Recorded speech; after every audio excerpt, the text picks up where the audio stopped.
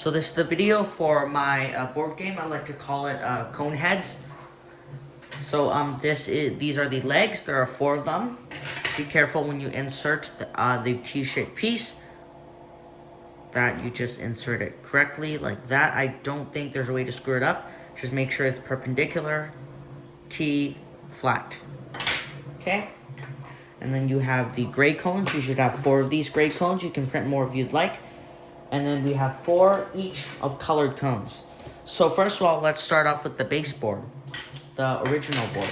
So how this game works is you have these pieces and you snap the legs into the playing board with the thin side towards the center. Do that for all 4 sides. The legs are interchangeable, so it does not matter which leg goes onto which grasping piece. Now please note that there will be a bit of tolerance in the hole, and that is normal. And now we have the main piece. Now sometimes it gets a bit tough to get these out, which is why I also have a file attached for the pry bar, which I admittedly have lost already. However, it is not that necessary. The little hole can just be pried open with some other strong tool that's small. Say some needle nose pliers if you really need be. However, for most people, just hands should be good if your printer has good tolerances. Or you can just sand it down or lubricate it. Let's continue.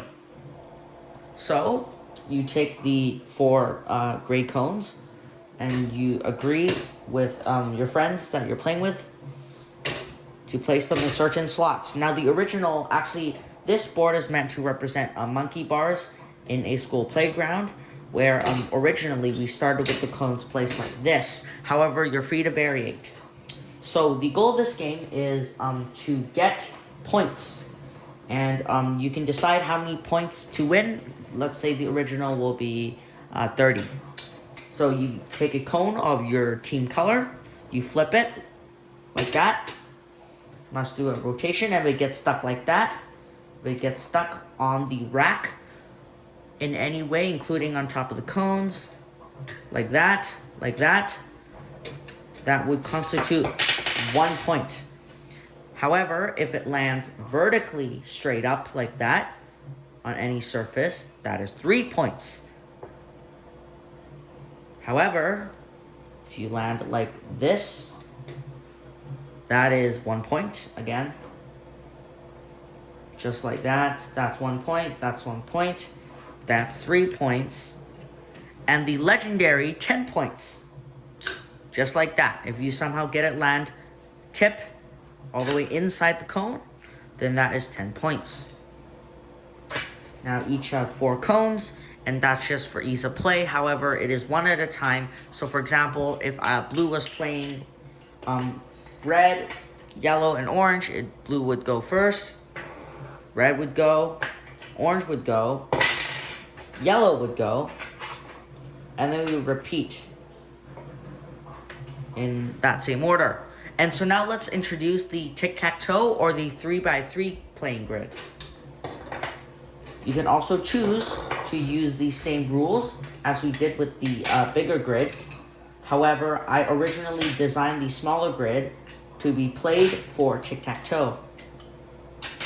Now feel free to remix this file and to add more attachments or new things. I do have Tinkercad files if you are interested in,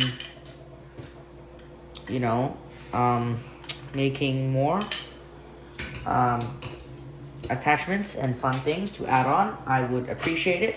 Just please credit me, and if you use enough of my original files, please credit the points. Okay, so again, if you want, you can use the gray cones. Doesn't have to be 4, just have to use them. Or we can just abandon this entirely. Now, oopsie. Please note that these squares, I believe, are actually smaller than the original grid. The reason for that is because these aren't actually really meant to be played like that. These are really meant to be kind of tic-tac-toe flip. So like that. Not very good at this, you can see. Let's try again.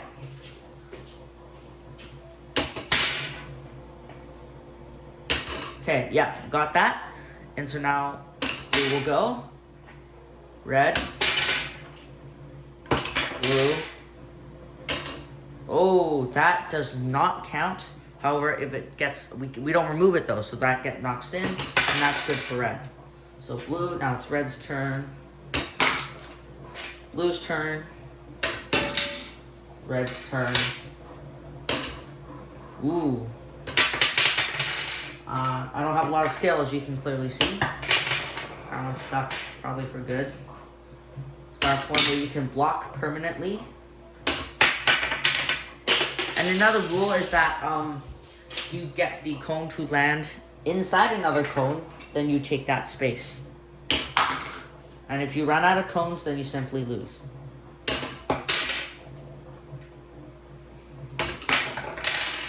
Okay, so this is really just like that. Ooh, okay, there we go. Ooh, so that's a loss for red, as red's cones are all somehow stuck. And we'll give blue one final play. Ooh, okay. And now, as both are stuck, we're come to a stalemate. So that's how you play with the 3x3 grid. If you have any suggestions or improvements you would like me to implement, please leave a comment down below, or go to my Maker World and leave a comment there, and maybe a boost too. Thank you very much.